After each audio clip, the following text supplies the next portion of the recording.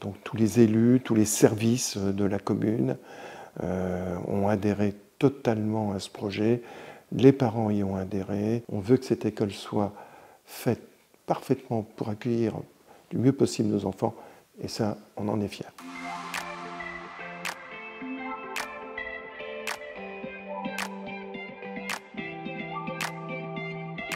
On avait une possibilité de construire un établissement neuf, mais qui était centré. Ce bâtiment, lui, existait et il était surtout au centre-ville et surtout proche de nos commerces. Mon rôle est de proposer une méthode pour arriver à gérer au mieux ce type de projet d'un point de vue administratif, technique et financier.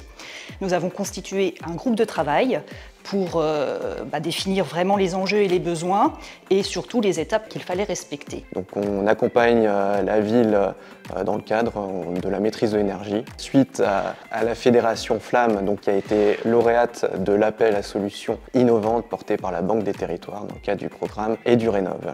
L'économie d'énergie visée est d'environ 70%. Il faut donc une rénovation globale qui touche l'ensemble de l'enveloppe du bâtiment. Le choix a été fait de se tourner plutôt vers des matériaux isolants biosourcés. L'isolation des murs a été faite avec de la fibre de bois. Donc là on est dans le local technique avec la CTA, la centrale de traitement d'air, qui a pour but de filtrer l'air. On est sur un système qu'on appelle à double flux. Le but ici, c'est d'avoir un brassage d'air avec des échangeurs à l'intérieur de la machine et de récupérer des calories sur l'air vicié qu'on extrait et préchauffer du coup l'air extérieur qui est sain pour du coup après le pulser dans les salles de classe. Là on a une chaudière donc biomasse qui fonctionne avec des granulés. Entre le fioul et le bois, on divise quand même par 10 les émissions de gaz à effet de serre à consommation égale.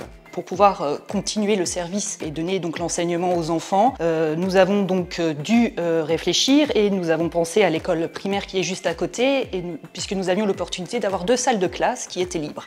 On a pu déplacer 2 classes sur 4, ce qui nous a permis de phaser le projet en 2 phases. Donc une première phase où on a pu garder 2 classes au sein de l'école. Et une fois que la première phase était terminée, on a pu rebasculer les 2 classes dans la partie neuve. Il faut bien se préparer et il faut surtout un très bon maître d'œuvre.